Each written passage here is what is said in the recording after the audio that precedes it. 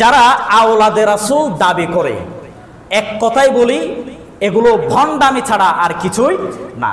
এই যে যারা আওলাদে রাসূল দাবি করে, তাদের যে শাজরাতুন নাসাব অর্থাৎ পরিবারের যে বংশ তাপমাত্রা, বংশের যে নিয়ম পদ্ধতি, বংশের যে ধারাবাহিকতা, গাছের মতো প্রলেপ, এগুলো কেউ কি প্রমাণ দিতে পারবে? কথা বলেন, প্রমাণ দিতে পারবে? ১৫০০ বছর আগে আল্লাহর নবী দুনিয়ায় ছিল, আল্লাহর নবীর একজন সন্তানও দুনিয়ায় অবশিষ্ট ছিল না। তার কন্যা থেকে হাসান হুসাইন, ওনাদের থেকে বংশ বিস্তার হয়েছে। আর আমরা বংশ বিস্তার মনে করি পুরুষদের মাধ্যমে। বাবার বংশের মানুষ পরিচয় দেয়, মায়ের বংশের কেউ পরিচয় দেয় না। তো আল্লাহর নবীর কোনো সন্তান বিবাহ বন্ধনে আবদ্ধ হওয়ার সুযোগ পায় নাই, তাইলে ওনাদের বংশের পরিচয় দেওয়া এটা একদিক দিয়ে অযৌক্তিক। যদি আপনি বলেন ওনার কন্যা, ওনার ধারাবাহিকতায় আমরা আওলাদে রাসূল দাবি করি, এক প্রশ্ন মেনে নিলাম, ঠিক আছে দাবি করেন, ভালো কথা।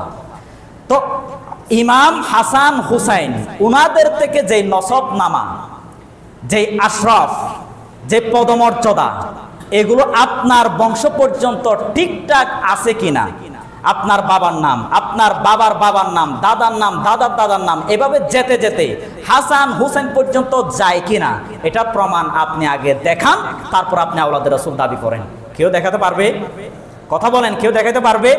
তো দেখাইতে যদি না পারে, আমি যদি মনে মনে বলি আমি আওলাদে রাসূল, মানুষদেরকে যদি প্রচার করি, এটা যৌক্তিক নাকি অযৌক্তিক? কথা বলেন, যৌক্তিক নাকি অযৌক্তিক?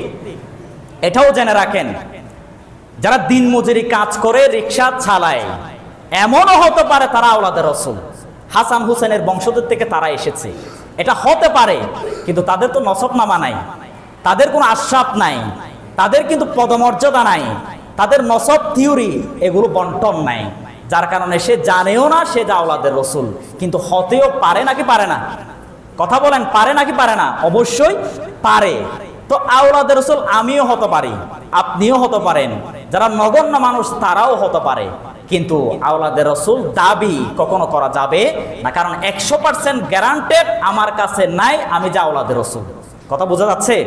সুতরাং বাংলাদেশে, ভারতে, পাকিস্তানে যে সমস্ত মানুষ আওলাদে রাসূল হিসেবে সম্মান করেন, অবশ্যই সম্মান মানুষ পাওয়ার যোগ্য সম্মান করেন, কিন্তু আওলাদে রাসূল হিসেবে যদি ট্যাগ দেন, সে নিজেরাও যদি আওলাদে রাসূল দাবি করে, আপনি ইমাম হাসান হুসাইন থেকে আপনার বাবা পর্যন্ত প্রপার সঠিক তথ্য নসবনামা আপনি দিতে পারবেন না। সুতরাং আপনি আওলাদে রাসূল দাবিদার, এটা অযৌক্তিক, এটা পরিহার করা অবশ্যই লাগবে। আর হাদিসের মধ্যে এসেছে, যে সমস্ত মানুষরা অন্য গোষ্ঠী, অন্য বংশের পরিচয়ে চলে, কিন্তু আসলে সে বংশের পরিচয় নাই, সে বংশের সে মানুষ না, তারা স্পষ্ট জাহান্নামে যাবে। নাউযু বিল্লাহি মিন যালিক। সুতরাং আমি যে আওলাদে রাসূল দাবি করি, যদি আমি আওলাদে রাসূল না হই, তাহলে আমি যে মিথ্যা বংশ দিয়ে পরিচয় দিলাম, মিথ্যা বংশের পরিচয় দিয়ে আমি চলাফেরা করি, আমি জাহান্নামী হবে, এটা সন্দেহর কোনো অবকাশ নাই। এজন্য আওলাদে রাসূল যা বলেন আমরা এগুলো অযৌক্তিক মনে করি।